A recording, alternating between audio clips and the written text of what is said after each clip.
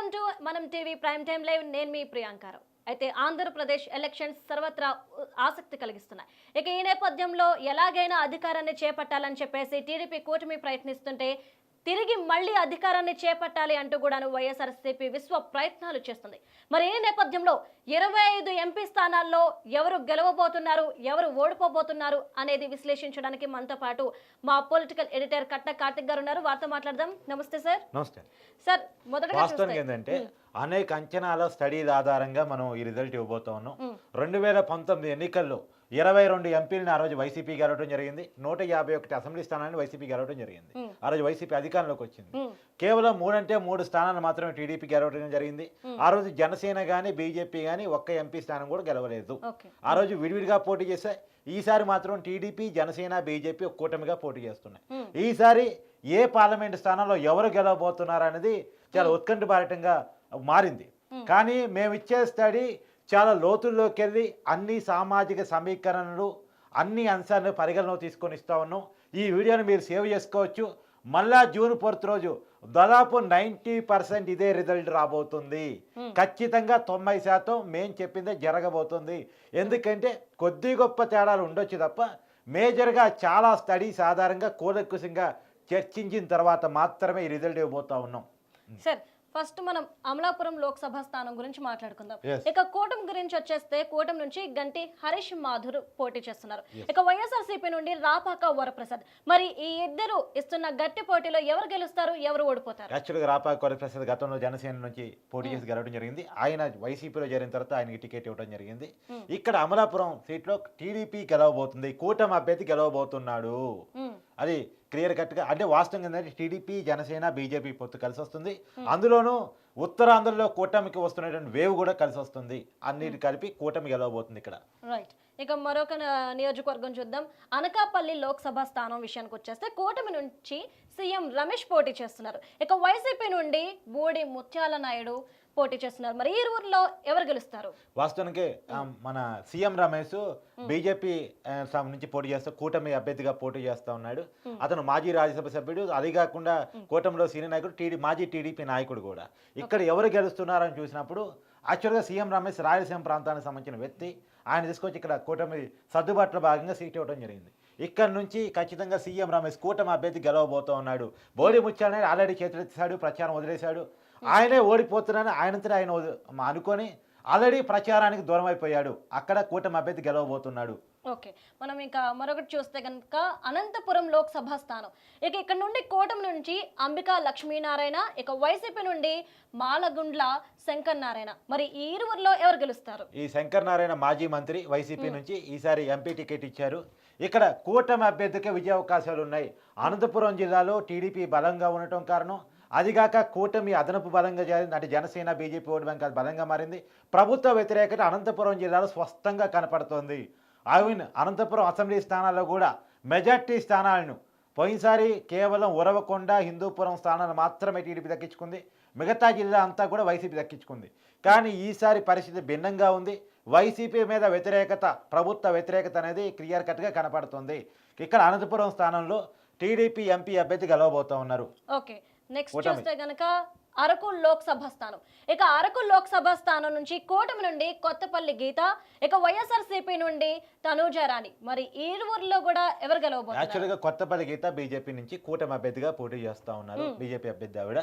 So ఇక్కడ వాస్తవానికి ఎస్టీలో ప్రభావం చూపిస్తారు. ఇక్కడ ఎస్టీలు చాలా ప్రభావం చూపిస్తారు, గెలిపోవడానికి ప్రభావితం చేస్తారు. పోయినసారి ఎస్టీ నియోజకవర్గాల్లో కేవలం ఒక 2 సీట్లు మాత్రమే ఎస్సీ, అది కూడా ఎస్సీ సీట్లు టీడీపీ, జనసేన గెలవడం జరిగింది. అది కూడా విడివిడిగా. కొండేపు నుంచి టీడీపీ ఎస్సీ గెలవడం జరిగింది. రాపాక ప్రసాద్ రాజోల్లో జనసేన గెలవడం జరిగింది. ఎస్టీ స్థానాలకు వచ్చేసరికి మొత్తం వైసీపీ గెలిచింది. వాస్తవంగా ఎస్టీలో వైసీపీ చాలా బలంగా ఉంది. కానీ ఈసారి భిన్నంగా అరకు పార్లమెంటు స్థానాల్లో కూటమి గెలవబోతా ఉంది.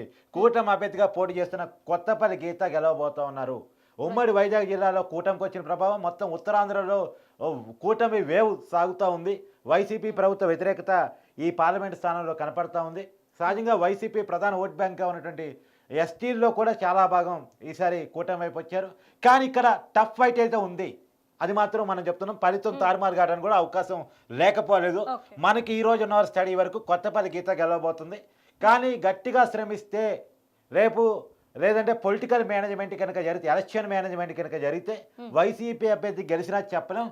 కానీ ఈ రోజు మనకున్న స్టడీస్ ప్రకారం కూటమి అభ్యర్థి కొత్తపల్లి గీత గెలవబోతూ ఉన్నారు. ఓకే, నెక్స్ట్ చూద్దాం సార్. ఇక బాపట్ల లోక్సభ స్థానం నుంచి వచ్చేసేపాటికి కూటమి నుండి టి కృష్ణప్రసాద్, ఇక వైఎస్ఆర్సీపీ నుండి నందిగం సురేష్, మరి ఈ ఇరువురు గురించి ఏంటి? నందిగం సురేష్ పోయినసారి ఎన్నికల్లో వైసీపీ నుంచి పోటీ చేసి గెలవడం జరిగింది. అయితే అతని మీద చాలా ఆరోపణలు వస్తున్నాయి. వాస్తవానికి అక్కడ వైసీపీలోనే చాలా క్యాలిక్యులేషన్స్. యాక్చువల్గా నందిగాం సురేష్తో విభేదించిన తర్వాతే YCP MLA Undavalli Sridevi YCP పార్టీకి రిజైన్ చేసి ఆమె కూటమి టీడీపీలో చేరటం జరిగింది. సో నందిగాం సురేష్ మీద అనేకమైనటువంటి ఇసుక మాఫియా కానీ ఇతర ఆరోపణలు కూడా ఉన్నాయి, ప్రజల్లోకి బలంగా వెళ్ళాయి. అదిగాక బాపట్ల స్థానం అనేటువంటిది రాజధాని ప్రాంతంలో ఉన్నటువంటి పార్లమెంటు స్థానం. రాజధాని లేకుండా అంటే అమరావతి ప్రభావిత ప్రాంతం. అమరావతిని రాజధానిగా పొలిటికల్గా కిరిచేశాడు జగన్మోహన్ రెడ్డి. 3 రాజధానుల పేరుతో అమరావతి ప్రజలతో ఆడుకున్నాడు, రైతులతో ఆడుకున్నాడు, అక్కడ ప్రజలను ఇబ్బంది పెట్టే ప్రయత్నం చేశాడు అనేది ప్రజలకు బలగా ఉన్న అంశం. సో ఆ ఉమ్మడి కృష్ణా గుంటూరు జిల్లాలో కూటమి ప్రభావం చాలా తీవ్రంగా ఉంది, రాజధాని ప్రభావం చాలా తీవ్రంగా ఉంది. ఆ రాజధాని ప్రభావంతో నందిగాం సురేష్ పోయినసారి ఎవరైతే గెలిచారో వైసీపీ నుంచి అతను ఓడిపోబోతున్నాడు. ఇక్కడ కూటమి అభ్యర్థి గెలవబోతున్నారు. ఓకే, ఇక నెక్స్ట్ చూద్దాం సార్. ఇక చిత్తూరు లోక్సభ స్థానం, చిత్తూరు నుండి వచ్చేసేపాటికి కూటమి నుండి దగ్గుమళ్ళ ప్రసాదరావు, ఇక వైఎస్ఆర్సీపీ నుండి ఎన్ రెడ్డప్ప. యాక్చువల్గా చిత్తూరు కదా, చిత్తూరు జిల్లాలో వైసీపీ చాలా బలంగా ఉంది. వాస్తవానికి పోయినసారి బాగా గెలిచిన వాళ్ళు కడప, కర్నూలు అంటే రాయలసీమ ప్రభావిత ప్రాంతాల్లో వైసీపీ స్టిల్ ఇంకా బలంగానే ఉంది. సో ఇంత వ్యతిరేకతలో కూడా రాయలసీమలో వైసీపీ చాలా బలంగానే గెలుస్తుంది. చిత్తూరు పార్లమెంటు స్థానంలో వైసీపీ గెలవడానికి అవకాశం ఉంది. ఇక్కడ ప్రభుత్వ అనుకూలత ఒకటి, జగన్మోహన్ రెడ్డి అనుకూలత ఒకటి. జగన్మోహన్ రెడ్డి ఏకాకం చేశారు, అందరూ కలిసి జగన్మోహన్ రెడ్డి ఓడించడానికి ప్రయత్నం చేస్తున్నారు అనేటువంటిది ఒకటి పనిచేస్తుంది. ఇక్కడ విషయం కీలకంగా చెప్పుకోవాల్సింది అంటే పార్లమెంట్ అభ్యర్థులు ఎవరైనా సరే ఇక్కడ ప్రభావితం చేసిన అంశాలు జగన్మోహన్ రెడ్డి గెలవాలా వద్దా, చంద్రబాబు నాయుడు సీఎం కావాలా, జగన్మోహన్ రెడ్డి సీఎం కావాలా, ఈ అంశాలు మాత్రం ఎన్నికలు బాగా ప్రభావితం చేస్తున్నాయి. వాస్తవంగా పార్లమెంట్ అభ్యర్థుల భవిష్యత్తు అనేటువంటిది కేవలం జగన్మోహన్ రెడ్డి కావాలా వద్దా అనుకున్న అంశం ఆధారంగా మాత్రమే ఉంది. అభ్యర్థులు వాళ్ళ ఏదేమంటారు వాళ్ళ ప్రభావం చాలా తక్కువ. క్యాండిడేట్ ఎవరు అనేది జనం చూడట్లేదు. జగన్మోహన్ రెడ్డికి అనుకూలంగా ఓటు వేయాలా, జగన్మోహన్ రెడ్డికి వ్యతిరేకంగా ఓటు వేయాలా, చంద్రబాబు నాయుడికి అనుకూలంగా ఓటు వేయాలా, చంద్రబాబు నాయుడికి వ్యతిరేకంగా ఓటు వేయాలా, కూటమి గెలవాలా వద్దా, వైసీపీ గెలవాలా వద్దా, ఈ అంశం మాత్రమే ఎన్నికల్లో పెద్దగా ప్రభావం చూపుతుంది. ఇక్కడ చిత్తూరులో వైసీపీ గెలవబోతా ఉంది. ఓకే, ఇక నెక్స్ట్ చూద్దాం గుంటూరు లోక్సభ స్థానం. ఇక గుంటూరు విషయానికి వచ్చేసప్పటికి కూటమి నుండి పెమ్మసాని చంద్రశేఖర్, ఇక వైఎస్ఆర్సీపీ నుండి కిలారి వెంకటరోసయ్య. మరి ఇక్కడ నుండి ఏంటంటారు? కిలారి వెంకటరోసయ్య యాక్చువల్గా ఎమ్మెల్యే, పొన్నూరుకు సంబంధించిన ఎమ్మెల్యే. ఆయన వైసీపీలో జరిగిన షెఫ్లింగ్స్ ఆధారంగా అంటే టికెట్ చేర్పులు మార్పులు వల్ల అతను తీసుకొచ్చేసి గుంటూరు పార్లమెంట్ స్థానంలో నిలబెట్టడం జరిగింది. యాక్చువల్గా అంతకుముందు వాళ్ళ కుటుంబంలో వేరే వ్యక్తి కేటాయించారు, తర్వాత మళ్ళీ ఇతన్ని అభ్యర్థిగా ప్రకటించడం జరిగింది. అనేక చేర్పులు మార్పుల తర్వాత కిలారి రోషయ్యని అభ్యర్థిగా ప్రకటించారు. ఇక్కడ మాజీ ఎన్ఆర్ఐ అయినటువంటి పెంబసాని చంద్రశేఖర్కి కూటమి టికెట్ ఇవ్వడం జరిగింది. ఇక్కడ విపరీతమైన సింపతి వేవ్ పెంబాని చంద్రశేఖర్ కలిసి వస్తుంది. తీవ్రమైన వైసీపీ వ్యతిరేకత కిలారి రోషయ్యకి అడ్డంకిగా మారే ప్రయత్నం చేస్తుంది. వాస్తవం Kilari Rosaiah local versus non local అనేటువంటి దాన్ని బలంగా తీసుకెళ్తున్నారు. నేను లోకల్లో ఎప్పుడు అందుబాటులో ఉండేవాడిని. గతంలో గల్లా జయదేవ్ ఇక్కడ వాస్తవంగా ఏంటంటే టీడీపీ గెలిచిన 3 స్థానాల్లో గుంటూరు ఒకటి గతంలో పోయినసారి 2019 ఎన్నికల్లో. సో గల్లా జయదేవ్ వ్యాపారవేత్త, ఎప్పుడు ప్రజలకు అందుబాటులో లేడు. కానీ నేను పొన్నూరు ఎమ్మెల్యేగా ఎప్పుడు ప్రజలతో అందుబాటులో ఉన్నాను. ఇక్కడ లోకల్ నేను ఎప్పుడు అందుబాటులో ఉంటానన్న విషయాన్ని బలంగా తీసుకెళ్లే ప్రయత్నం చేస్తున్నాడు. కానీ అవేవి పనిచేసే పరిస్థితి లేదు. నేను ఇందా చెప్పిన అంటే వ్యక్తిగతాలు ఇక్కడ పనిచేయట్లేదు. జగన్ వర్సెస్ చంద్రబాబు, కూటమి వర్సెస్ వైసీపీ, ఇది మాత్రమే ప్రభావితం చూపించిన ఎన్నికల్లో పెంబసాని చంద్రశేఖర్ పెద్ద మెజార్టీతో ఇక్కడ గెలవబోతున్నాడు. షూజ్ మెజార్టీతో పెంబసాని చంద్రశేఖర్ ఇక్కడ గెలవబోతున్నాడు. కిలారి రోషయ్య ఓడిపోబోతున్నాడు. రైట్, ఇక మరొకటి చూస్తే కనుక హిందూపురం లోక్సభ స్థానం.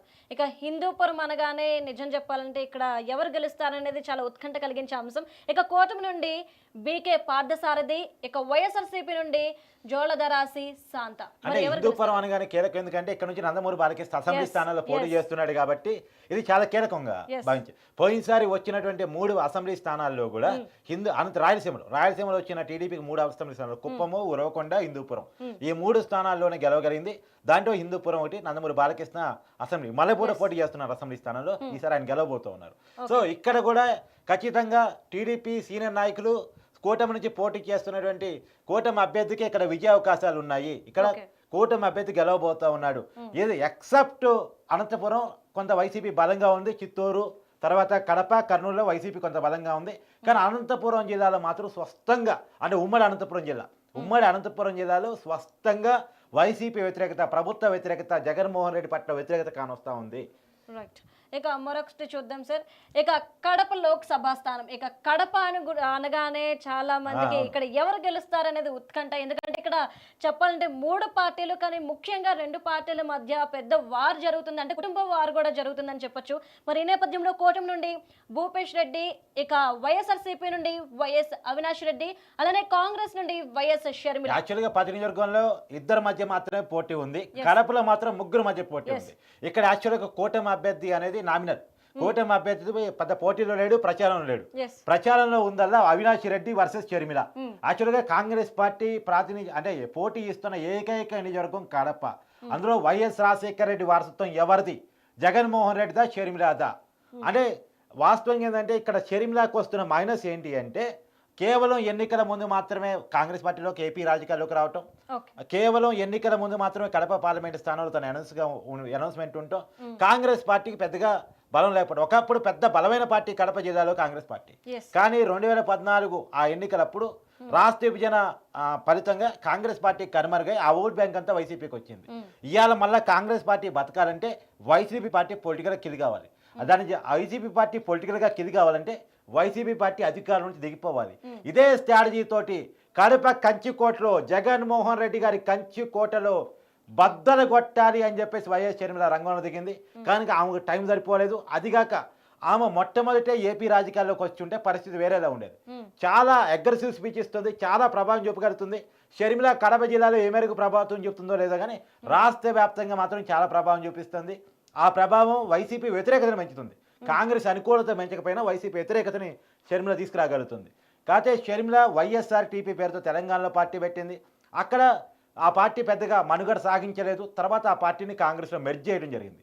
అంటే అక్కడ పేదూరు పొలిటీషియన్గా తనకి పేరు రావటం, తెలంగాణ అడబెట్టినంటూ, తెలంగాణ కోడనంటూ ఫస్ట్ తెలంగాణలో ప్రచారం చేసుకునే ప్రయత్నం చేయటం, తెలంగాణ రాజకీయాల్లో తను ఓన్ చేసుకునే క్రమంలో ఆంధ్రాని డిజోన్ చేసుకోవడం అనేది షర్మిలకు మైనస్గా మారింది. మళ్ళీ ఇవాళ ఆంధ్ర రాజకీయాల్లోకి షర్మిల వచ్చారు అంటే ఒక క్లారిటీ లేదు తనకు అనేది కొద్దిగా ప్రజల్లోకి వెళ్ళింది.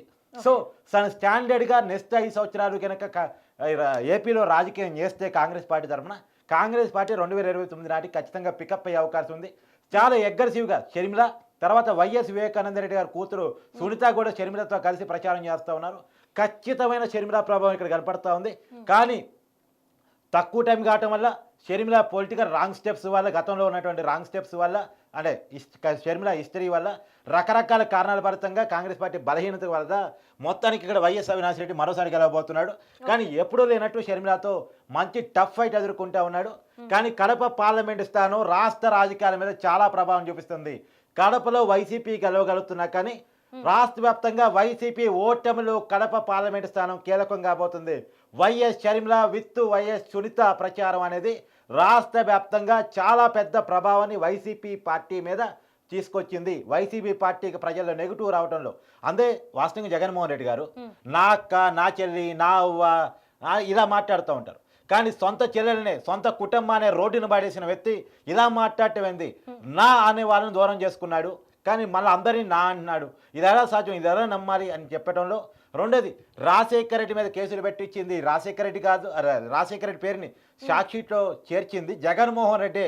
జగన్మోహన్ రెడ్డి తనను తాను రక్షించుకోవడం కోసం రాజశేఖర రెడ్డి దోషిగా చేసే ప్రయత్నం చేశాడు అనేది షర్మిల ఇప్పుడు బలంగా తీసుకెళ్తుంది. సో ప్రతి విషయంలో జగన్కి కౌంటర్ ఇవ్వగలుగుతుంది షర్మిల. వైఎస్ వివేకానంద రెడ్డి గారు హత్య కేసును కూడా రాజకీయంగా సంచలనంగా మార్చారు. వీళ్ళ మీద వివేకం సినిమా కూడా వచ్చింది. ఆ వివేకం సినిమా కంటే కూడా కడప జిల్లా రాజకీయాలు దారుణంగా ఉన్నాయని మాట్లాడారు సునీత, షర్మిల. వాళ్ళు ఖచ్చితంగా రాష్ట్ర రాజకీయాన్ని ప్రభావితం చేస్తున్నారు. అది కనుక ఇక్కడ నుంచి కడప ఎంపీగా అవినాష్ రెడ్డి మరోసారి గెలవబోతూ ఉన్నారు. రైట్. ఇక మరొకటి చూద్దాం సార్. ఇక కాకినాడ లోక్సభ స్థానం, ఇక కాకినాడ విషయానికి వచ్చేసప్పటికి కూటమి నుండి ఉదయ్, ఇక వైఎస్ఆర్సీపీ నుండి చలమల శెట్టి సునీల్. మరి ఎవరు గెలవబోతున్నారు? ఇక్కడ చలమల శెట్టి సునీల్ అటు ఇటు షెఫరింగ్ చేస్తూ ఉంటారు పార్టీలు. అంటే ఎటు పార్టీ టికెట్ ఇస్తే అటు పార్టీకి వెళ్ళిపోతూ ఉంటారు. తనకి ఎటు అవకాశం ఉంటే అటు వెళ్ళిపోతూ ఉంటాడు. అతను గతంలో టీడీపీ నుంచి పోటీ చేశాడు, ఇప్పుడు మళ్ళీ వైసీపీ నుంచి పోటీ చేస్తున్నాడు. సో వరుసగా ఓటములు అతను సానుభూతి ఉంది. కానీ ఇక్కడ నుంచి జనసేన అభ్యర్థిగా కూటమి అభ్యర్థిగా అంటే జనసేన పార్టీ నుంచి ఉదయ్ పోటీ చేస్తూ ఉన్నారు. ఇక్కడ వాస్తవానికి ఏంటంటే ఈస్ట్ వెస్ట్ జిల్లాల్లో టీడీపీ జనసేన ఓట్ బ్యాంక్ అనేది అంటే వాస్తవం ఏంటంటే కూటమి అనుకూలత ప్రభుత్వ వ్యతిరేకత, అదిగాక టీడీపీ జనసేన ఓట్ బ్యాంకు కలవటం కూటమిగా ఏర్పడటం. పోయినసారి కూడా ప్రియా టీడీపీ జనసేన విడివిడిగా పోటీ చేయటం వల్ల ఇక్కడ వైసీపీ సీట్ ఎక్కువ వచ్చాయి. మొత్తం లెక్కలు తీస్తే టీడీపీ జనసేన ఓట్ బ్యాంక్ కలిస్తే ఇప్పుడు ఎగ్జాంపుల్ పవన్ కళ్యాణ్ పిఠాపురంలో పోటీ చేస్తున్నారు. పిఠాపురం లెక్క తీయండి.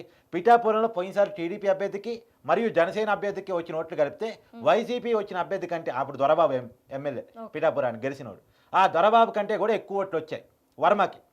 కాకపోతే జనసేన ఓట్లు కలుపుకుంటే ఈసారి కూటమిగా పోటీ చేస్తున్నారు కాబట్టి ఖచ్చితంగా ఈస్ట్ వెస్ట్లో చాలా పెద్ద ప్రభావం చూపుతున్నారు కూటమి. ఇక్కడ నుంచి కూటమి అభ్యర్థిగా పోటీ చేస్తున్న జనసేన వ్యక్తి ఉదయ్ గెలవబోతా ఉన్నారు. వైసీపీ చలమలశెట్టి సునీల్ ఇప్పటికే వరుస ఓటమిని ఎదుర్కొంటా ఉన్నారు, మరోసారి ఓటమిని ఎదుర్కోబోతా ఉన్నారు. ఓకే, ఇక మరొకటి చూద్దాం సార్. ఇక కర్నూలు లోక్సభ స్థానం, ఇక కర్నూలు విషయానికి వచ్చేసప్పటికి కూటమి నుండి బస్తిపాటి నాగరాజు, ఇక వైఎస్ఆర్సీపీ నుండి బివై రామయ్య. మరి ఎవరు గెలవబోతున్నారండి? యాక్చువల్గా కర్నూలులో బివై రామయ్య మారుద్దామని కూడా చాలా ప్రయత్నం చేశారు. బివై రామయ్య గెలవలేకపోతున్నాడు ఇక్కడ ఖచ్చితంగా అని చెప్పేసి. కాకపోతే ఏంటంటే నేను ఇందాక చెప్పినట్టు కడప కర్నూలు జిల్లాలో మరియు చిత్తూరులో కొంత భాగం. సో వైసీపీ బలం ఇప్పటికే ఉంది. సో వైసీపీ సంక్షేమ పథకాల ప్రభావం ఇప్పటికే ఉంది. జగన్మోహన్ రెడ్డి ఏకాకిం చేశారనేటువంటి ప్రభావం ఇంకా ఉంది. సో కొంత వైసీపీ సింపతి పాలిటిక్స్ ఇంకా వర్కౌట్ అవుతున్నాయి, సంక్షేమ పథకాలు వర్కౌట్ అవుతుంది. కర్నూలు నుంచి మాత్రం మరోసారి వైసీపీ గెలవబోతా ఉంది. బివై రామయ్య ఎంపీ కాబోతున్నాడు. ఒకటైనా బివై రామయ్య సరిపోడు అని అనుకున్నారు కానీ ఏదో కర్నూలు జిల్లాలో క్యాండిడేట్ని ఎంపిక చేసుకోవడంలో కూడా కొంత కూటమి పొరపాటు చేసింది, టీడీపీ ప్రత్యేకించి పొరపాటు చేసిందని అంటారు. కర్నూలు జిల్లాలో వైసీపీ గెలవబోతుంది. కర్నూలు జిల్లాని న్యాయ రాజధానిగా చేస్తానని చెప్పి వైసీపీ హామీ ఇచ్చింది. హామీ ప్రభావం కూడా కొంత కర్నూలు జిల్లా రాజకీయాల మీద ఉంది. కర్నూలు జిల్లాలో వైసీపీ బలం అంటే అంతకుముందు కూడా కాంగ్రెస్ చాలా బలమైంది. 2014లో టీడీపీ గెలిచినప్పుడు కూడా అంటే టీడీపీ అంటే కూటమి అధికారంలోకి వచ్చినప్పుడు కూడా అప్పుడు జనసేన ఎన్నికల్లో పోటీ చేయలేదు, బీజేపీ టీడీపీ ఎన్నికల్లో పోటీ చేశాయి. అంటే కూటమిగానే అధికారంలోకి వచ్చారు 2014. అప్పుడు కూడా కర్నూలు జిల్లాలో 3 స్థానాలనే టీడీపీ గెలుచుకోవడం జరిగింది. ఈసారి కూడా కర్నూలు జిల్లాలో టీడీపీ ప్రభావం కొంచెం తక్కువగా ఉంది. 3 నుంచి 4 స్థానాలు ఈసారి రావచ్చని అంటున్నారు. సో కర్నూలు ఎంపీ స్థానాలు కర్నూలు పార్లమెంటు స్థానాలు వైసీపీ గెలవబోతా ఉంది.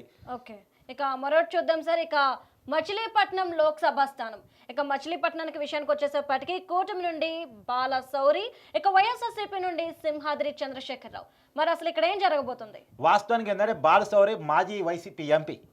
అతను వైసీపీని కాదని కేవలం రేవంత్ రెడ్డిని కలిశాడు. అంటే రేవంత్ రెడ్డి సీఎం అయిన తర్వాత ఢిల్లీలో ఒక పార్టీ ఇచ్చాడు, తన సహచరులకి తన పరిచయస్తులకి అందరికీ పార్టీ ఇచ్చాడు. కేవలం రేవంత్ రెడ్డిని కలిశాడనే కారణం చేత బాలశౌరిని జగన్మోహన్ రెడ్డి గారు పక్క పెట్టారు. అంటే జగన్మోహన్ రెడ్డికి సమాచారం ఇవ్వకుండా వ్యక్తిగత సంబంధాలు కూడా ఉండకూడదని ఆయన నేచర్, ఎవరితో వ్యక్తిగతంగా సంబంధాలు మెయింటైన్ చేయకూడదని కేవలం రేవంత్ రెడ్డిని అప్రిషియేట్ చేశాడు, అభినందనలు ఇచ్చాడు. అతను ఇచ్చిన పార్టీకి వెళ్ళాడనే కారణంతో బాలశౌరిని పక్కన పెట్టాడు. దానికి అట్టేన బాలశౌరి అప్పుడు జనసేనలో చేరి జనసేన నుంచి కూటమి అభ్యర్థిగా మచిలీపట్నంలో పోటీ చేస్తున్నారు. వాస్తవానికి మొన్న రాయిదాడిలో వైసీపీ క్యాండిడేట్గా ఉన్నటువంటి చంద్రశేఖర్ ఎవరైతే ఉన్నారో సింహాద్రి చంద్రశేఖర్ ఎవరైతే ఉన్నారో అతనే వైద్యం చేశాడు. అది కూడా బాగా నెగిటివ్ అయింది. సో ఏదేమైనా మొత్తానికి ఇక్కడ నుంచి కూటమి అభ్యర్థి బాలశౌరి గెలవబోతా ఉన్నాడు. ఎక్కడ వాస్తవంగా కూటమి బలం, తర్వాత వైసీపీ వ్యతిరేకత, అందులో బాలశౌరి మంచితనం అనేది బాగా పనికొలుస్తున్న అంశం. ఇక్కడ నుంచి బాలశౌరి మరోసారి ఎంపీగా గెలవబోతున్నాడు. కాబట్టి అప్పుడు వైసీపీ నుంచి 2019లో గెలిచాడు. ఈసారి కూటమి అభ్యర్థిగా మరోసారి బాలశౌరి గెలవబోతున్నాడు. ఇక మరొకటి చూద్దాం సార్. ఇక నంద్యాల లోక్సభ స్థానం, ఇక నంద్యాల విషయానికి వచ్చేసేపటికి కూటమి నుండి బైరెడ్డి శబరి, ఇక అలానే వైఎస్ఆర్సీపీ నుండి పోచా బ్రహ్మానందరెడ్డి. నంద్యాలలో ఎవరు గెలిచే అవకాశం ఉంది అని అనుకున్నప్పుడు వాస్తవానికి నంద్యాలలో మైనార్టీల శాతం ఎక్కువ. మైనార్టీల ఓటు బ్యాంక్ ఆధారంగా గెలుపోవటంలు ఉంటాయి. సహజంగా బీజేపీతో పొత్తు పెట్టుకున్నటువంటి టీడీపీ వైపు మైనార్టీలు ఉండరు అనేది ఒక ప్రచారం. కానీ విచిత్రం ఏంటంటే నంద్యాలలో అప్పుడు అజయ్ కలాం విషయంలో జరిగినటువంటి దారుణం ఏదైతే ఉందో అది ఇప్పటికీ స్టిల్ ఇంకా మైనార్టీలో ఉంది. అందులోనూ మన నంద్యాల వెళ్ళి చంద్రబాబు నాయుడు ముస్లిం మైనార్టీలతో భేటీ అయ్యాడు. ఆ ప్రభావం ఖచ్చితంగా ఉంది. సో నంద్యాలలో జరిగినటువంటి సభలోనే చంద్రబాబు అరెస్టు జరిగింది. ఆ చంద్రబాబు అరెస్టు సింపతి ఏదైతే స్కిల్ డెవలప్మెంట్ స్కామ్ విషయంలో చంద్రబాబు అరెస్టు నంద్యాలలోనే జరిగింది. సో ఆ ప్రభావం సింపతి మొత్తం అన్నీ కలిసి వచ్చి వైసీపీ బలంగా ఉండాల్సిన ఈ ప్లేస్లో టీడీపీ గెలవబోతుంది. Okay. నంద్యాలలో కూటమి అభ్యర్థి గెలవబోతా ఉన్నారు. అది నంద్యాల. ఓకే, ఇక మరొకటి చూద్దాం సార్. ఇక నరసాపురం లోక్సభ స్థానం, నరసాపురం నుండి కూటమి నుండి భూపతి రాజు శ్రీనివాస్ వర్మ, అలానే వైఎస్ఆర్సీపీ నుండి ఉమాబాల, మరి ఎవరు గెలవబోతున్నారు? అసలు వాస్తవం ఏంటంటే 2019 నుంచి నరసాపురం అనేది ఎప్పుడూ రాజకీయ చర్చలో ఉంది. ఓకే, ఎందుకుంది అంటే ఇక్కడ నుంచి వైసీపీ ఎంపీ రఘురామకృష్ణరాజు గెలిచారు వైసీపీ పార్టీ తరఫున. yes. కానీ గెలిచిన ఒక్క సంవత్సరానికే వైసీపీ మీద రాజకీయ వ్యతిరేకతను ప్రదర్శిస్తూ వాస్తవానికి ఇవాళ వైసీపీ వ్యతిరేక రాజకీయ పోరాటంలో చంద్రబాబు నాయుడికి పవన్ కళ్యాణ్కి బీజేపీకి ఎంత పాత్ర ఉందో అంత పాత్ర రఘురామకృష్ణరాజు కూడా ఉంది. వైసీపీ ఎంపీ అయినప్పటికీ కూడా జగన్మోహన్ రెడ్డి వ్యతిరేకతను చాటి చెప్పి జగన్మోహన్ రెడ్డి నిర్ణయాలను వ్యతిరేకించి అవి ప్రజల్లోకి తీసుకెళ్లడంలో వైసీపీ ప్రజా వ్యతిరేక విధానాన్ని ప్రజల్లో ఎండగట్టడంలో రఘురామకృష్ణరాజు గారు ఎప్పుడు ముందున్నారు. ఆయన జైలుకు కూడా పోయారు. జైల్లో నన్ను కొట్టించారు జగన్మోహన్ రెడ్డి అని ఆయన అంటూ ఉంటారు. సరే, కానీ ఈసారి ఆయనకి కూటమి నుంచి అంటే బీజేపీ పార్టీ నుంచి నరసాపురం ఎంపీ వస్తనుకున్నారు. కానీ బీజేపీ మాత్రం శ్రీనివాస్ వర్మకి ఇవ్వడం జరిగింది, భూపతిరాజు శ్రీనివాస్ వర్మకి ఇవ్వడం జరిగింది. సో అదే అక్కడ అట్టయ్యారు వాస్తవానికి. వాస్తవం ఏంటంటే కూటమి పొత్తుల్లో కూడా రఘురామకృష్ణరాజు చాలా ప్రముఖుడు. బీజేపీ టీడీపీ జనసేన పొత్తులు పెట్టుకోవడంలో టీడీపీ జనసేన అంటే వాళ్ళు ఎప్పుడు చంద్రబాబు వరసప్పుడే ఒకటయ్యారు. బీజేపీ పొత్తుల చర్చలో రఘురామకృష్ణరాజు కీలకంగా వ్యవహరించారు. బీజేపీ నాయకుల దగ్గరికి చంద్రబాబు పవన్ కళ్యాణ్ వెళుతున్నప్పుడు కూడా తోడుగా ఎప్పుడు వెళుతుండేవాళ్ళు. కానీ బీజేపీ నుంచి ఖచ్చితంగా నరసాపురం టికెట్ ఆశించారు. నరసాపురం నుంచి తన ఎంపీగా కూటమి తరఫున గెలిస్తే కేంద్రంలో అధికారంలో ఉన్న బీజేపీలో కేంద్ర మంత్రి కావచ్చు అనుకున్నారు. కానీ దురదృష్టం కొద్దీ రఘురామకృష్ణరాజును బీజేపీ ఎంపిక చేయలేదు. ఇక్కడే చాలా పెద్ద వివాదం. జగన్మోహన్ రెడ్డి మాటలు వినే మోడీ, అమిత్ షా రఘురామకృష్ణరాజుకి ఎంపీ పదవి ఇవ్వలేదనేది ఒక రాజకీయ కామెంట్. అదే మీరు అనొచ్చు. కూటమి తరఫున ఈ జగన్మోహన్ రెడ్డిని అంటే యాక్చువల్గా బీజేపీ టీడీపీతో పొత్తులో ఉంది కదా, మరి టీడీపీ మాట వినాలి కానీ వైసీపీ మాట ఏంటని నువ్వు అనొచ్చు. వాస్తవం ఏంటంటే వైసీపీకి బీజేపీకి 2019 నుంచి మంచి సంబంధాలు ఉన్నాయి. ఇప్పుడు ఎన్నికలప్పుడు టీడీపీ బీజేపీతో పొత్తు పెట్టుకుంది కానీ వైసీపీ ఇండైరెక్ట్ సపోర్ట్ని ఎప్పటి నుంచో మోడీకి అంటే బీజేపీకి ఇస్తూ ఉంది. టీడీపీని అంటే గతంలో చంద్రబాబు నాయుడు ఎన్డీఏ కూటమి నుంచి బయటకు వచ్చి మోడీని, అమిత్ షాని పెద్దగా వ్యతిరేకించాడు. అమిత్ షా మీద రాళ్ళేపించాడు, మోడీని పర్సనల్గా తిట్టాడు అనేటువంటిది బీజేపీ నాయకులు బాగా పాతుకుని పోయింది. రెండోది, బీజేపీలో ఉన్న ఒక వర్గం ఏదైతే విష్ణువర్ధన్ రెడ్డి, తర్వాత ఇలా జీవీఎల్ నరసింహరావు, వీళ్ళు ఎవరైతే ఉన్నారో బీజేపీ అధిష్టానాన్ని మ్యానిపులేట్ చేస్తూ టీడీపీకి వ్యతిరేకంగా వైసీపీకి అనుకూలంగా ఉండాలని వస్తున్నారు. అదిగాక వైసీపీకి ఉన్న ఎంపీల బలం, అదిగాక రాజ్యసభ బలం ఏదైతే ఉందో, రెండు జగన్మోహన్ రెడ్డి తన కేసుల వల్ల బీజేపీ అధిష్టానానికి లొంగిపోయి ఎప్పుడూ ఏమీ మాట్లాడకుండా తన అనుకూలత ప్రదర్శిస్తూ వస్తున్నాడు. కాబట్టి అన్ని అనుకూల దృష్ట్యా జగన్మోహన్ రెడ్డితో మంచి సంబంధాలు ఉన్నాయి. ఇప్పటికీ కూడా పేరుకు టీడీపీతో ఉన్నప్పటికీ కూడా పైకి మనసులో జగన్మోహన్ రెడ్డి పట్ల కూడా సహకారం ఉంది బీజేపీ. ఇది పొత్తులో ఉన్నారు కాబట్టి అంటే ఒకరిని పెళ్లి చేసుకున్నారు, ఒకరిని ప్రేమిస్తున్నారు, ఒకరితో పెళ్లి ఇంకొకరితో ప్రేమ బీజేపీ నడిపిస్తూ ఉంది. సో అందుకని రఘురామకృష్ణరాజు టికెట్ ఇవ్వలేదు. కానీ ఫస్ట్ బీజేపీకి టికెట్ ఇచ్చినప్పుడు ఈ వ్యక్తి మీద చాలా వ్యతిరేకత వచ్చింది. వాస్తవంగా ఈ వ్యక్తికి పెద్దగా తెలియదు, అక్కడ రాజకీయం పెద్దగా తెలియదు, ఇతను ప్రజల్లో ఫేమస్ కాదు. కానీ ఇక్కడ కూటమి బలం అతను గెలిపించబోతుంది. శ్రీనివాస్ వర్మ ఈసారి ఎంపీ కాబోతున్నారు కూటమి తరఫున. ఇక్కడ నుంచి వైసీపీ ఓడిపోబోతుంది. కాకపోతే రఘురామకృష్ణరాజుకి టీడీపీ నుంచి సీట్ వచ్చిన తర్వాత బీజేపీ ఎంపీ అభ్యర్థి కూడా గెలిపించుకోవాలి. ప్రతి విషయాన్ని మనం క్షుణ్ణంగా చూడాలి. ఇక్కడ జగన్మోహన్ రెడ్డి గెలవకూడదనే ఏకైక లక్ష్యంతో కూటమి అభ్యర్థి గెలిపించుకోబోతున్నారు. ఓకే, ఇక మరొకటి చూస్తే కనుక నరసరావుపేట లోక్సభ స్థానం. ఇక నరసరావుపేట నుంచి వచ్చేసేపటికి కూటమి నుండి లావు శ్రీకృష్ణ దేవరాయలు, అలానే వైఎస్ఆర్సీపీ నుండి పోలిపోయిన అనిల్ కుమార్. ఇక ఇక్కడ గట్టి పోటీ ఉంటుందని అయితే చెప్పొచ్చు మనం. వాస్తవం ఏంటంటే గట్టి పోటీ ఏం లేదు. గట్టి పోటీ ఏమి లేకపోవడానికి కారణం ఏంటంటే రావు శ్రీకృష్ణ దేవరాయలు మంచి వ్యక్తి అనే పేరు, సౌమ్యుడు అనే పేరు అక్కడ ప్రజల్లో ఉంది. అతను వైసీపీ ఎంపీ 2019లో, అతనికి టికెట్ ఇవ్వలేదు. విచిత్రం ఏంటంటే ఆ నరసరావుపేట పార్లమెంటు స్థానంలో ఉన్న ఏడుగురు అసెంబ్లీ కాన్స్టిట్యున్సీల్లో 7 ఎమ్మెల్యేలపై జగన్మోహన్ రెడ్డి గారిని రావు శ్రీకృష్ణదేవరాయలకే సీట్ ఇవ్వండి సార్ అన్నారు. 7 ఎమ్మెల్యేలు. కానీ అంటే అందరు చెప్పి నేను తింటాను, నాకు నచ్చింది నేను చేస్తాను కానీ జగన్మోహన్ రెడ్డి గారు అనుకుంటుంటారు కదా. సో వీళ్ళందరూ చెప్పారు కాబట్టి ఇవ్వలేదో ఏమో, అప్పుడు ఏమైనా ఇచ్చేవాడేమో. రావు శ్రీకృష్ణదేవరాయలకి టికెట్ ఇవ్వడానికి నిరాకరించారు. ఆ టికెట్ని ఇవ్వడానికి నిరాకరించిన తర్వాత ఆయన టీడీపీలో చేరారు. ఇవాళ టీడీపీ అంటే ఇప్పుడు కూటమి అభ్యర్థిగా పోటీలో ఉన్నారు. టీడీపీ, జనసేన, బీజేపీ అభ్యర్థిగా రావు శ్రీకృష్ణ దేవరాయ కూటమి అభ్యర్థిగా ఉన్నారు. ఆయనకు మంచి పేరు. వాస్తవానికి మాజీ మంత్రి నెల్లూరు జిల్లాకు సంబంధించినటువంటి అనిల్ కుమార్ యాదవ్ తీసుకొచ్చి అక్కడ నరసరావుపేటలో పెట్టారు ఎంపీ అభ్యర్థిగా. వాస్తవంగా పల్నాడు జిల్లాలో వైసీపీ కొంత బలం ఉంది, వాస్తవమే, అది ఒప్పుకోవాలి.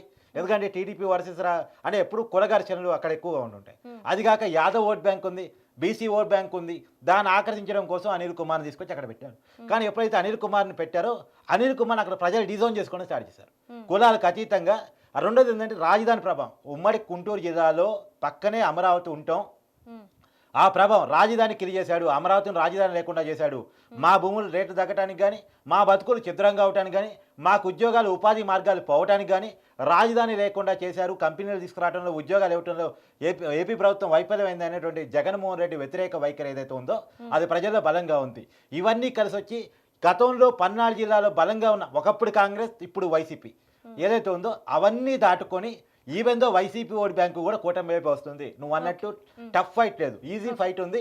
లావు శ్రీకృష్ణ ద్వారా మంచి మెజార్టీతో ఇక్కడ గెలవబోతా ఉన్నారు. ఓకే, ఇక మరొకటి చూస్తే కనుక నెల్లూరు లోక్సభ స్థానం. ఇక నెల్లూరు నుండి కూటమి నుండి వేమిరెడ్డి ప్రభాకర్ రెడ్డి, అలానే వైఎస్ఆర్సీపీ నుండి విజయసాయి రెడ్డి. యాక్చువల్గా నేను ఒక విషయం చెప్పాలి. నెల్లూరు పార్లమెంట్ స్థానానికి సంబంధించి వేమిరెడ్డి ప్రభాకర్ రెడ్డి 2019లో వైసీపీ ఎంపీ. అన్ని చోట్ల జరిగినట్టే కేవలం టికెట్ వాస్తవంగా ఏంటంటే వేమిరెడ్డి ప్రభాకర్ రెడ్డికి వైసీపీ టికెట్ ఇవ్వడానికి ఓకే అని, ఆయన టికెట్ ఇవ్వడానికి. కానీ ఆయన కొంతమంది అభ్యర్థులను మార్పులు చేర్పులు చేయాలన్నారు. అందులోనూ పచ్చికించి అనిల్ కుమార్ యాదవ్ అయితే నెల్లూరు సిటీ నుంచి పోతా ఉన్నారో, ఆయన నరసరాపేట ఎంపీకి పోతా ఉన్నారు. అక్కడ గెలిచే అభ్యర్థి మరో బలమైన అభ్యర్థి ఉంటే బాగుంటుందని చెప్పేసి ఆయన అనుకున్నారు. కానీ అప్పుడు అందరు చెప్పినట్టు జగన్మోహన్ రెడ్డి గారు ఆలోచించారు కదా, అందరు చెప్పింది ఎందుకు వింటాడు. వేమిరెడ్డి గారు మాటలు వినలేదు, నువ్వు నాకు చెప్పొద్దు అని జగన్మోహన్ రెడ్డి గారు అన్న తర్వాత ఆయన అట్టే అంటే నేను ఒక పార్టీలో ఎంపీని, నాకు సీనియారిటీ ఉంది, నాకు రాజకీయాలు తెలుసు, నేను చెప్పింది పరిగణలోకి తీసుకోకపోండి, తీసుకోకపోకండి, కానీ నువ్వు చెప్పొద్దు అనేది వైఖరి ఏదైతే ఉందో దాని పట్ల వేమిరెడ్డి ప్రభాకర్ రెడ్డి హట్ అయ్యారు. అందుకే వైసీపీ నుంచి వచ్చి వైసీపీలో టికెట్ ఇస్తామన్నప్పటికీ కూడా నాకు వైసీపీ నుంచి టికెట్ వస్తే నెల్లూరు జిల్లా వైసీపీ కంచికోట, అంటే ఒకప్పుడు కాంగ్రెస్ కంచికోట, ఇప్పుడు వైసీపీ కంచికోట వస్తాను. పోయినసారి మొత్తం 2019 ఎన్నికల్లో ఇక్కడ గెలవగలిగింది. కానీ జరిగిన రాజకీయ పరిణామాల తర్వాత కేవలం జగన్మోహన్ రెడ్డి గారి వైఖరి నచ్చక జగన్మోహన్ రెడ్డి గారికి, రాజశేఖర రెడ్డి గారి కుటుంబానికి వేరే విధేయులుగా ఉండే మేకపాటి చంద్రశేఖర్ రెడ్డి, కోటమిరెడ్డి సీతారెడ్డి, ఆనం రామనారాయణ రెడ్డి వీరంతా మాజీ కాంగ్రెస్ నాయకులు, రాజశేఖర్ రెడ్డి గారికి వేరే అభిమానులు. వీరంతా కూడా జగన్మోహన్ రెడ్డి గారు వైఖరి నచ్చక, సొంత చెల్లె బయటకు వచ్చింది కదా, సో వాళ్ళు నచ్చక రాజీనామాలు చేసి టీడీపీ పార్టీలో జాయిన్ అయ్యారు. సో వేమిరెడ్డి గారు కూడా అలాంటి పరిస్థితే. వేమిరెడ్డి గారు కూడా ఇప్పుడు కూటమి నుంచి పోటీ చేస్తున్నారు. వాస్తవానికి నెల్లూరు జిల్లా వాసులు అని చెప్పుకునేటువంటి వైసీపీ పార్టీలో నెంబర్ 2 అనాలో నెంబర్ 3 అనాలి, అంటే నెంబర్ 2 అంటే సజ్జర్ గారు ఫీల్ అవుతారు ఇప్పుడు. వాస్తవానికి ఒకప్పుడు నెంబర్ 2 ఈయన విజయసాయి రెడ్డి. సో విజయసాయి రెడ్డి ఈసారి ఈ నెల్లూరు ఎంపీగా పోటీ చేస్తున్నారు. కానీ ఈ మధ్యకాలంలో తన సన్నిహితుల దగ్గర విజయసాయి రెడ్డి గారు చెప్పిన మాట ఏంటంటే, నేను పర్సనల్గా సర్వే చెప్పుకుంటే నెల్లూరు ఎంపీగా నేను ఓడిపోతున్నాను, వైసీపీ పార్టీ కేవలం 56 అసెంబ్లీ స్థానాలు మాత్రమే రాబోతున్నాయి. కారణం ఎవరంటే సజ్జల రామకృష్ణారెడ్డి. సజ్జల రామకృష్ణారెడ్డి నిర్ణయాల ఫలితంగానే, అంటే అతని సలహాల ఫలితంగానే వైసీపీ ట్రాక్ తప్పింది. వాస్తవానికి ఇతనికి నెల్లూరు ఎంపీ పోటీ చేయడం ఇష్టం లేదు విజయసాయి రెడ్డికి. అతను వైజాగ్ ఇన్ఛార్జిగా ఉన్నాడు. నేను వైజాగ్లో ఇల్లు కట్టుకుని ఉంటానని కూడా చెప్పాడు, పబ్లిక్గా చెప్పాడు. నేను కొత్తగా చెప్తున్న మాటలు కాదు, పబ్లిక్గా ఓపెన్ స్టేట్మెంట్ ఇప్పటికీ యూట్యూబ్లో ఉన్నాయి చూసుకోండి. అతను నేను వైజాగ్లో ఇల్లు కట్టుకుని ఉంటానన్నాడు. కానీ దాన్ని మరి ఎమ్మెల్యేల ద్వారా రాజకీయం చేపించి ఉత్తరాంధ్రకి జగన్మోహన్ రెడ్డి గారు వస్తారు, అంటే వైజాగ్కి జగన్మోహన్ రెడ్డి గారు అక్కడ రాజధాని పెట్టాలనుకుంటున్నారు కాబట్టి జగన్మోహన్ రెడ్డి గారు అక్కడ ఇల్లు కట్టుకున్నారు కాబట్టి జగన్మోహన్ రెడ్డి గారు వైజాగ్ వచ్చినప్పుడు విజయసాయి రెడ్డి జగన్మోహన్ రెడ్డికి మరోసారి దగ్గర అయితే నేను దూరం అవుతానని భావించారేమో. సజ్జల రామకృష్ణారెడ్డి తనదైన రాజకీయం నడిపించి విజయసాయి రెడ్డి గారిని ఉత్తరాంధ్ర ఇన్ఛార్జి నుంచి పక్కా పెట్టేసి అక్కడ వైవి సుబ్బారెడ్డి గారిని ఇన్ఛార్జిగా పెట్టించేసి విజయసాయి రెడ్డి గారిని తీసుకొచ్చి ఈ నెల్లూరు ఒంగోలు జిల్లాల ప్రభావిత ఇక్కడ ఇన్ఛార్జిగా వేయడం జరిగింది. ఇప్పుడు విజయసాయి రెడ్డి గారు నేను నెల్లూరు వాసినే చెప్పుకుంటున్నారు. అక్కడ ఆయన ఆల్రెడీ రాజ్యసభ సభ్యుడు, ఎంపీగా ఉన్నాడు, గతంలో ఎంపీగా ఉన్నాడు, మళ్ళీ ఎంపీగా ఉన్నాడు, వరుసగా ఆయన రాజ్యసభకు ప్రాతినిధ్యం చేస్తున్నారు. ఆయనకి ఇప్పుడు ప్రత్యేక ఎన్నికల్లో పాల్గొనడం అస్సలు లేదు. ప్రత్యేక ఎన్నికల్లో ఓడిపోతే ఆ ఓటమి నాటి గట్టి నీకు టికెట్ ఇచ్చావు, నువ్వు ఓడిపోయావు, నువ్వు పదవి అడగొద్దు అంటారు కదా, అంటే టికెట్ ఇచ్చావు, నీకు ఇవ్వాల్సినంత న్యాయం చేసామంటారు కదా. కానీ ఓడిపోయే స్థానంలో వేమిరెడ్డి మీద గెలిచే అవకాశం లేదని తెలుసు కూడా, నెల్లూరులో నా పర్సనల్ ఇమేజ్ లేదని తెలుసు కూడా, కావాలని నెల్లూరు పార్లమెంట్ స్థానం నుంచి నేను ఎంపీగా దింపారని విజయసాయి రెడ్డి తన సన్నిహితుల దగ్గర వాపోయాడు. సో ఇక్కడ నుంచి విజయసాయి రెడ్డి గారు అంగీకరించినట్టు నేను అంగీకరించడం, నేను చెప్పడం పక్కన పెట్టండి, ఆయన చెప్పించుకున్న స్థానంలో కూడా కూటమి అభ్యర్థి గెలవబోతా ఉన్నాడు. ఇక్కడ కూటమి గెలవబోతాం నెల్లూరు జిల్లా. ఇక మరొకటి చూస్తే కనుక ఒంగోలు లోక్సభ స్థానం. ఇక ఒంగోలు విషయానికి వచ్చేసేపటికి కూటమి నుండి మాగుంట శ్రీనివాసరెడ్డి, ఇక అలానే వైఎస్ఆర్సీపీ నుండి చెవిరెడ్డి భాస్కర్ రెడ్డి. మరి అసలు ఇక్కడ ఏం జరగబోతుంది అంటారు? యాక్చువల్గా చెవిరెడ్డి భాస్కర్ రెడ్డి జగన్మోహన్ రెడ్డి గారికి వీర విధేయుడు, రాజశేఖర రెడ్డి కుటుంబానికి వీర విధేయుడు, చిత్తూరు జిల్లాకు సంబంధించినటువంటి కీలకమైన నాయకుడు.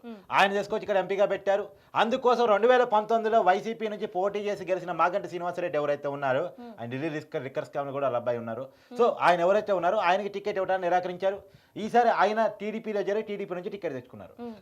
వాస్తవంగా వేమిరెడ్డి స్టోరీ ఎలాంటిదో, మాగంటి స్టోరీ ఎలాంటిదో చాలా మంది ఉన్నారు ఇట్లా Yes. వైసీపీ జగన్మోహన్ రెడ్డి గారి. అయితే ఇక్కడ ఎవరు గెలవబోతున్నారో చూసుకున్నప్పుడు ఒంగోలులో ఉమ్మడి ప్రకాశం జిల్లాలో మొత్తం స్థానాలను ఈసారి టీడీపీ క్లీన్ స్వీప్ అంటే కూటమి క్లీన్ స్వీప్ చేయబోతా ఉంది. కాబట్టి ఆ ఉమ్మడి ప్రకాశం జిల్లా ఎమ్మెల్యే స్థానాల ప్రభావం పార్లమెంటు స్థానం కూడా పడబోతా ఉంది. ఇక్కడ నుంచి మాగంటి శ్రీనివాసరెడ్డి ఎవరైతే కూటమి క్యాండిడేట్ ఉన్నారో, కూటమి ఎంపీ ఇక్కడ కూటమి గెలవబోతా ఉంది. ఓకే, ఇక నెక్స్ట్ చూసుకుంటే కనుక రాజమండ్రి లోక్సభ స్థానం. ఇక రాజమండ్రి విషయానికి వచ్చేసేపటికి కూటమి నుండి పురంధేశ్వరి, ఇక అలానే వైఎస్ఆర్సీపీ నుండి గూడూరి శ్రీనివాసరావు. అసలు ఎవరు గెలవబోతున్నారంటారు ఇక్కడ? యాక్చువల్గా Purandeswari BJP chief, AP BJP chief, ఆమె అధ్యక్షురాలు ఆ పార్టీకి. ఆమె రాజమండ్రి నుంచి పోటీ చేస్తా ఉన్నారు కూటమి పొత్తుల్లో భాగంగా. వాస్తవానికి రాజమండ్రి అంటే ఈస్ట్ వెస్ట్ ఇందా చెప్పినట్టు టీడీపీ జనసేన అంటే బీజేపీకి ఏం పెద్ద బలం లేదు ఏపీలో. సో టీడీపీ జనసేన ఒకటిగా ఒక కూటమికి వెళుతున్న తర్వాత ఈస్ట్ వెస్ట్లో ఆ ప్రభావం చాలా తీవ్రంగా ఉంది. సో నరసాపురం పార్లమెంటు స్థానమైనా, కాకినాడ పార్లమెంటు స్థానమైనా, ఏలూరు పార్లమెంటు స్థానమైనా, రాజమండ్రి పార్లమెంటు స్థానమైనా అదే. వాస్తవానికి ఇక్కడ నందమూరి తారక రామారావు కూతురు అంటే ఎన్టీఆర్ కూతురు, తర్వాత చంద్రబాబు నాయుడికి స్వయాన వదిన అయినటువంటి పురంధేశ్వరి ఇక్కడ నుంచి గెలవబోతా ఉంది. కేవలం కూటమి బలం, ప్రభుత్వ వ్యతిరేకత, కూటమి పట్ల అనుకూలత, ఇవన్నీ టీడీపీ జనసేన బలం తోడు కావటం అనేటువంటిది పురంధేశ్వరి ప్లస్ కాబోతా ఉంది. బీజేపీకి ఎలాంటి పెద్ద బలము లేకపోయినా రాజమండ్రి పార్లమెంటు స్థానం నుంచి పురంధేశ్వరి గెలవబోతా ఉన్నారు. ఆమె గెలిస్తే కేంద్ర మంత్రి కూడా అవుతానని ఆశపడుతున్నారు. మరి చూడాలి ఏపీ రాజకీయాలు ఏం జరగబోతుంది. ఆమె గతంలో కేంద్ర మంత్రి కాంగ్రెస్. నెక్స్ట్ చూస్తే కనుక రాజంపేట లోక్సభ స్థానం. ఇక రాజంపేట నుండి కూటమి నుండి నల్లారి కిరణ్ కుమార్ రెడ్డి, ఇక అలానే వైఎస్ఆర్సీపీ నుండి పెద్దిరెడ్డి మిథున్ రెడ్డి. మరి ఎవరు గెలవబోతున్నారు? యాక్చువల్గా ఇది చాలా కీలకమైన పార్లమెంట్ స్థానం. ఈ పార్లమెంట్ స్థానం చుట్టూ రోజు పెద్ద రాజకీయ చర్చ నడుస్తుంది. ఈ నల్లారి కిరణ్ కుమార్ రెడ్డి మాజీ ముఖ్యమంత్రి, కాంగ్రెస్ సీనియర్ నాయకుడు. వాస్తవానికి ఈ కాంగ్రెస్ లో అంటే రాష్ట్ర విభజన సమయంలో సీఎం గా ఉన్నారు. ఉమ్మడి ఆంధ్రప్రదేశ్ కి చివరి సీఎం నల్లారి కిరణ్ కుమార్ రెడ్డి. సో మిథున్ రెడ్డి పెద్దిరెడ్డి గారి వారసత్వం, రాజకీయ వారసత్వం. సో మిథున్ రెడ్డి గారు ఆస్ట్రేలియాకి వైసీపీలో నెంబర్ 2 పొజిషన్. పెద్దిరెడ్డి గారు అదే కదా, నెంబర్ 2, నెంబర్ 3, నెంబర్ 4. అంటే మళ్ళీ నెంబర్ 2 అంటే సజ్జర్ గారు ఫీల్ అవుతారేమో, లేదా విజయసాయి రెడ్డి గారు ఫీల్ అవుతారేమో. సో నెంబర్ 2, 3, 4లో ఒకరు కీలకమైన నాయకుడు. సో మిథున్ రెడ్డి గారు పార్లమెంటు ఎంపీలకు సంబంధించిన ఇన్ఛార్జ్ కూడా వైసీపీ నుంచి. సో ఇక్కడ చాలా కీలకం. అదే ఇందాక కూడా నేను చెప్పాను. కానీ వైసీపీకి అనుకూలత మాత్రం కడప, కర్నూలు స్థానాల్లో ఉంది. ఇప్పటికీ వైసీపీకి బలం ఉన్నటువంటి జిల్లాల్లో కడప, కర్నూలు, కొంత చిత్తూరు భాగం అని చెప్పాను. ఇక్కడ నుంచి వాస్తవానికి కిరణ్ కుమార్ రెడ్డి గారు కావటం వల్ల, కేవలం ఆయన స్టేచర్ వల్ల కొంత మంచి పోటీని ఇవ్వగలుగుతా ఉన్నారు. వాస్తవంగా ఆయన ఉమ్మడి చిత్తూరు జిల్లాలో చాలా కీలకమైన నాయకుడు రాజేంద్ర. కాకపోతే అక్కడ అంత పరిచయాలు ఉన్న వ్యక్తి. సో క్యాండిడేట్ స్టేచర్ ఉంది. కాకపోతే ఆయన పోటీ చేస్తున్న బీజేపీ పార్టీ పెద్ద ఓటు బ్యాంక్ లేదు. సో టీడీపీ జనసేన కూడా ఈ రాజంపేట పార్లమెంటు పరిధిలో ఉన్న అసెంబ్లీ నియోజకవర్గాలు కూడా ప్రభావం కొంత తక్కువ. కొన్ని అసెంబ్లీ స్థానాల్లో మొత్తం అన్ని అసెంబ్లీ స్థానాల్లో ఈ ఓట్ బ్యాంక్ సరిపోదు. సో ఇంకోసారి మిథున్ రెడ్డి గెలవబోతా ఉన్నారు. ఇంకోసారి ఇక్కడ నుంచి మరోసారి వైసీపీ గెలవబోయే స్థానాలు రాజంపేట కూడా ఒకటి. ఓకే, ఇక నెక్స్ట్ చూద్దాం సార్. నెక్స్ట్ వచ్చేసేపటికి శ్రీకాకుళం లోక్సభ స్థానం. ఇక శ్రీకాకుళం విషయానికి వచ్చేసేపటికి కూటమి నుండి రామ్మోహన్ నాయుడు, ఇక అలానే వైఎస్ఆర్సీపీ నుండి పేరాడ తిలక్. ఇక రామ్మోహన్ నాయుడు గురించి అయితే ప్రత్యేకంగా చెప్పాల్సిన అవసరం లేదు కాబట్టి ఇక్కడ అసలు ఏం జరగబోతుంది? ఇంకా నువ్వు ప్రత్యేకంగా చెప్పనవసరం లేదు అన్నావు. అంటే గెలిచేది ఎవరు కూడా చెప్పేసినావు. అంటే అతనికి మంచి పేరు ఉంది రామ్మోహన్. అదిగాక కూటమి బలం. ఉమ్మడి శ్రీకాకుళం జిల్లాలో టీడీపీ, జనసేన, బీజేపీ కూటమి కలవటం, అందులోనూ ఉత్తరాంధ్రలో కూటమికి అనుకూలత, ప్రభుత్వ వ్యతిరేకత తీవ్రంగా ఉంది. ఈవెన్ ఉమ్మడి శ్రీకాకుళం జిల్లాలో ఒక 2-3 స్థానాలు చెప్పించి వైసీపీ గెలుస్తుందని చెప్పడానికి లేకుండా పోయింది శ్రీకాకుళం ఒకటి. అది కూడా క్యాండిడేట్ సెలక్షన్లో టీడీపీ వైఫల్యం అని అంటారు. పాటపట్నం, శ్రీకాకుళం ఇలాంటి కొన్ని అసెంబ్లీ నియోజకవర్గాల్లో మాత్రం వైసీపీ ప్రభావం తీవ్రంగా ఉంది. మొత్తం జిల్లా వ్యాప్తంగా చూసుకున్నప్పుడు మాత్రం ఖచ్చితంగా ఇక్కడ కూటమి గెలుపు పక్కా అన్నట్టుంది. అసెంబ్లీ స్థానాల్లో దాదాపు ఉమ్మడి శ్రీకాకుళం జిల్లాలో 80% కూటమి అసెంబ్లీ స్థానాలు కూడా దక్కించుకోబోతోంది. సహజంగా ఆ ప్రభావం పార్లమెంట్ స్థానం మీద ఉంటుంది.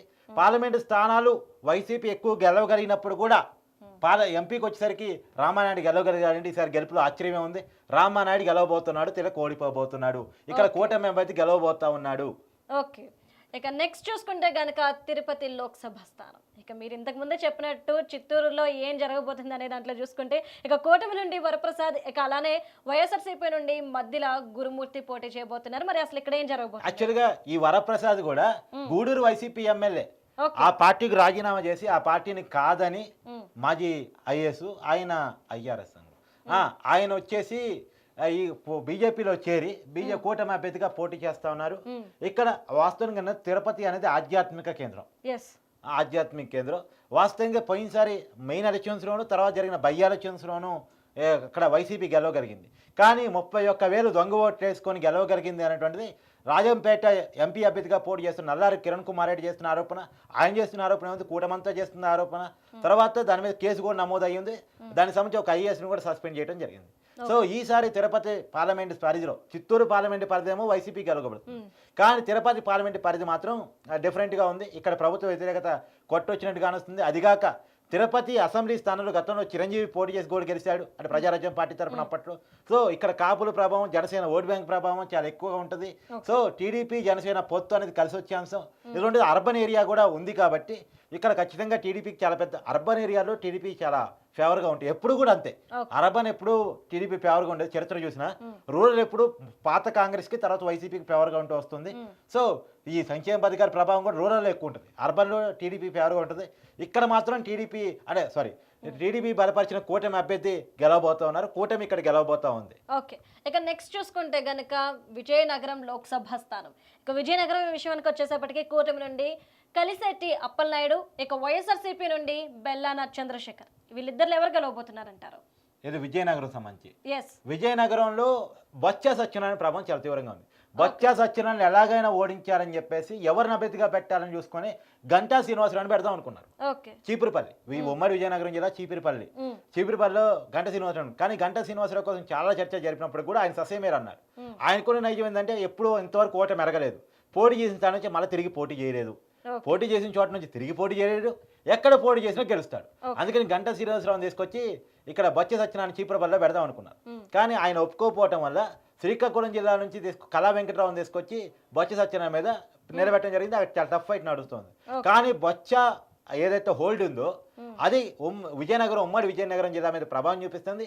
వైసీపీ వ్యతిరేకతను దాటి బొత్స ప్రభావం విజయనగరం జిల్లాలో వైసీపీకి విజయాన్ని అందించబోతా ఉంది. బొత్స రాజకీయ పరిణామాలు మొత్తంగా బొత్స జిల్లాను ప్రభావితం చేయగల నాయకుడు. మొత్తానికి విజయనగరం జిల్లాలో ఏదైతే వైసీపీ కరడుగట్టం ఫ్యాన్స్ కూడా చాలా ఎక్కువ వాస్తవానికి. సో జగన్మోహన్ రెడ్డి అనుకూలత కూడా విజయనగరం జిల్లాలో మాత్రం కనపడుతుంది. ఇక్కడ అసెంబ్లీ స్థానాల్లో కూడా విజయనగరంలో అసలు వైసీపీ ఎక్కువ గెలవబోతా ఉంది. సో పార్లమెంట్ స్థానాల్లో కూడా ఇక్కడ వైసీపీ అభ్యర్థి గెలవబోతా ఉన్నారు. విజయనగరం వైసీపీ గెలవబోతా ఉంది. ఓకే, ఇక నెక్స్ట్ చూసుకుంటే గనక విజయవాడ లోక్సభ స్థానం. ఇక విజయవాడ విషయానికి వచ్చేసేపటికి కూటమి నుండి కేసినేని చిన్ని, ఇక అలానే వైఎస్ఆర్సీపీ నుండి కేసినేని శ్రీనివాస్. అసలు ఎవరు గెలవబోతున్నారు ఇక్కడ? అసలు ఫైట్ ఎలా ఉండబోతుంది? చిన్ని వర్సెస్ నాని, అన్న వర్సెస్ తమ్ముడు. యాక్చువల్గా కేవలం తమ్ముడికి సీట్ ఇవ్వడం కారణంగా టీడీపీతో విభేదించి ఆయన వైసీపీ పోవడం జరిగింది. ఇప్పుడు కూటమి అభ్యర్థిగా కేసీఆర్ చిన్ని పోటీ చేస్తున్నారు వైసీపీ తరఫున. టీడీపీ పోయినసారి వాస్తవం ఏంటంటే కేవలం 3 స్థానాల టీడీపీ గెలవడం జరిగింది. ఆ 3 స్థానాల్లో విజయవాడ కూడా ఒకటి, గుంటూరు ఒకటి, విజయవాడ ఒకటి, తర్వాత శ్రీకాకుళం ఒకటి. ఇక్కడ స్థానంలో చూసినప్పుడు ఇప్పుడు పరిస్థితుల్లో చేంజ్ వచ్చింది. ఇందని చెప్తున్నాను, పక్కనే ఉన్నటువంటి రాజధాని అమరావతిని కిరి చేయడం కావచ్చు, విజయవాడ అర్బన్ మొత్తం ఎక్కువ ఉండటం వల్ల కావచ్చు, ఇక్కడ కూటమికి అనుకూలత, వైసీపీకి వ్యతిరేకత. మొన్న జరిగినటువంటి ఏదైతే రాయిదాడి ఉందో ఆ రాయిదాడి కూడా వైసీపీకి మైనస్గా మారింది. వాస్తవంగా సింపతిగా మారాలి కానీ నెగిటివ్గా మారింది. ఏదో డ్రామాటిక్ అనేటువంటి ఒకటి క్రియేట్ అయింది. సో మొత్తంగా అన్నీ కలిసి వచ్చి కేసీఆర్ నానికి మైనస్గా మారుతూ ఉన్నాయి పరిణామాలు. అక్కడ వాస్తవంగా ఏంటంటే నానియా చిన్నియా కాదు, నానికి మంచి పేరు ఉంది కానీ వైసీపీకి వ్యతిరేకత ఉంది. సో అది నానికి వ్యతిరేకతగా మారింది. నాని పార్టీ మారటాన్ని నాని సపోర్ట్ చేసే వాళ్ళు కూడా జీర్ణించుకోలేని పరిస్థితి. అక్కడ కొంత మాసిలేటర్ వాస్తవం నానికి సపరేట్ ఓట్ బ్యాంక్ అంటూ ఉంది. కానీ నాని సపోర్ట్ చేసే వాళ్ళు కూడా నాని వైసీపీలో ఉంటాను ఒప్పుకునే పరిస్థితిలో ఉన్నారు. సో ఇక్కడ కేసీఆర్ చిన్ని అంటే కూటమి అభ్యర్థి గెలవబోతా ఉన్నాడు.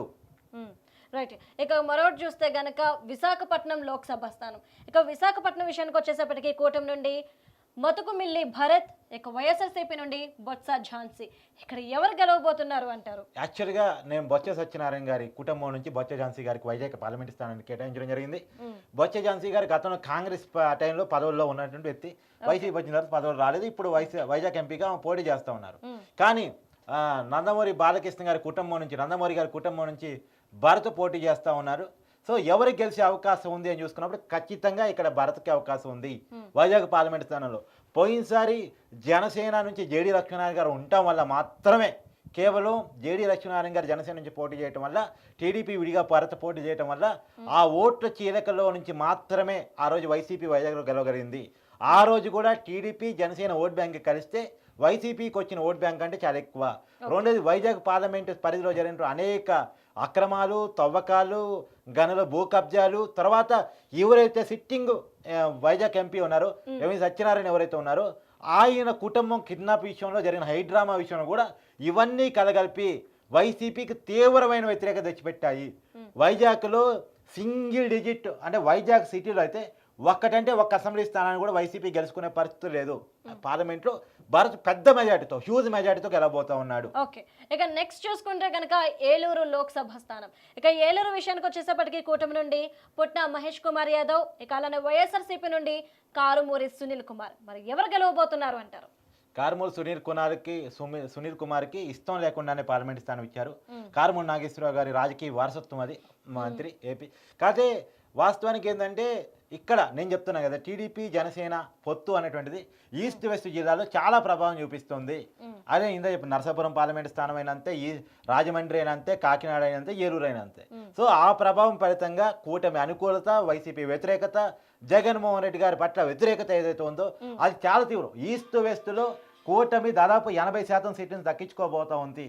ఏలూరు పార్లమెంటు స్థానం పరిధిలో కూడా అంతే. కాదు ఏలూరు పార్లమెంట్లో కూడా కూటమే గెలవబోతా ఉంది. ఇలా కూటమి అభ్యర్థి గెలవబోతా ఉన్నారు. ఓకే, నెక్స్ట్ చూసుకుంటే ఓకే సార్, ఇక మొత్తం మీద 25 ఎంపీ స్థానాల్లో ఎవరు గెలవబోతున్నారు అనేది చెప్పారు. ఫైనల్గా ఏం చెప్పాలనుకుంటున్నారు? అంటే మనం చూసినప్పుడు కేవలం 5 పార్లమెంట్ స్థానాలు మాత్రమే వైసీపీ గెలుచుకోబోతా ఉంది. 20 పార్లమెంట్ స్థానాలని కూటమి గెలుచుకోబోతా ఉంది. కేవలం కడప, కర్నూలు, చిత్తూరు, రాజంపేట, విజయనగరం, కేవలం ఈ 5 స్థానాలు మాత్రమే ప్రియ వైసీపీ గెలుచుకోబోతుంది. మొత్తం 20 స్థానాలను టీడీపీ, జనసేన, బీజేపీ కూటమి గెలుచుకోబోతా ఉంది. బీజేపీ తన బలం లేకపోయినా కూటమి బలం చేత చాలా పార్లమెంటు స్థానాన్ని గెలుచుకోబోతా ఉంది.